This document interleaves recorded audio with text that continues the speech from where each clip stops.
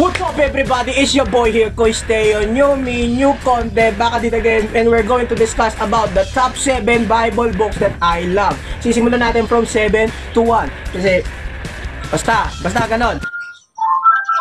Coming up at number 7 is Genesis, because sa Genesis nagsimula ang lahat. And sa Genesis, kung gusto mo maintindihan yung buong narrative ng Bible, diyan ka unang pupunta. Okay? Okay, gets me on?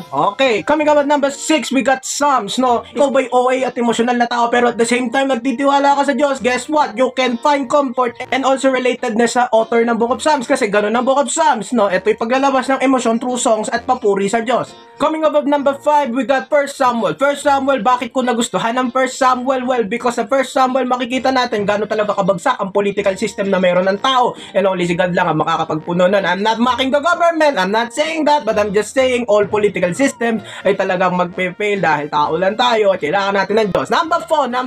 Agad-agad na tayo. Number 4. We got the Book of Leviticus. Book of Leviticus na Kois Teo. Leviticus, anong kinagiliwan mo doon? Tinatamad akong basahin. I know, ayun yung nasa isip mo. But Leviticus is one of the best books of all time sa Bible, kasi sa Leviticus nyo makikita, no, yung paano mapapalapit sa Diyos. And syempre, ang fulfillment nun, ultimately kay Christ, no. So, basahan nyo Leviticus, enjoyin nyo yan. Coming up at number 3, we got the Book of Acts. The Book of Acts, kung ikaw ay naghahanap ng malupitang church history na book, look no further but in the Book of Acts, no. And sa Book of Acts, makikita nyo paano yung mga sinaunang Kristiyano namuhay sila ng kanilang Christian life and paano nila inorganize, sinestematize ang belief ng bawat church. So, naghahanap ka man ng ways paano talaga may i-convey na mabuti ang gospel, look no further but only in the Book of Acts. Coming up at number 2, we have the Book of Romans. Kung merong book sa Bible na talagang systematically in-arrange, napakalupit ng pagkaka-arrange in discussing the topic of the gospel, Book of Romans yan.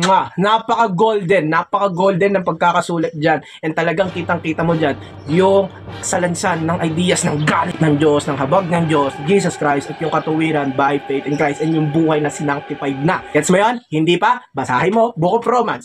Coming up at number 1, what is the most favorite book sa Bible ni Kois Teo of all time? Number 1 is the Book of John. Bakit Book of John ang pinili ko? Kasi Book of John, no? And kasi Book of John describes the divinity, the humanity, the work, the person of Christ in a perfect way na talagang makikita mo doon inaabot ng Diyos ang tao. And yung Diyos, no, the Son of God specifically became flesh para lang maabot tayo. Man, wala nang ibang mas gaganda pa doon na malaman mo kung sino, ano si Christ at ano yung kanyang ginagawa for us. So yun, I hope na nag-enjoy kasi short video na to, no, na parang nabigyan ko kayo ng snippet na magbasa ng Bible at ma-interest sa Bible, but at the end of the day, sana pa rin kayo mismo magbasa kayo ng mga Bible. Peace out!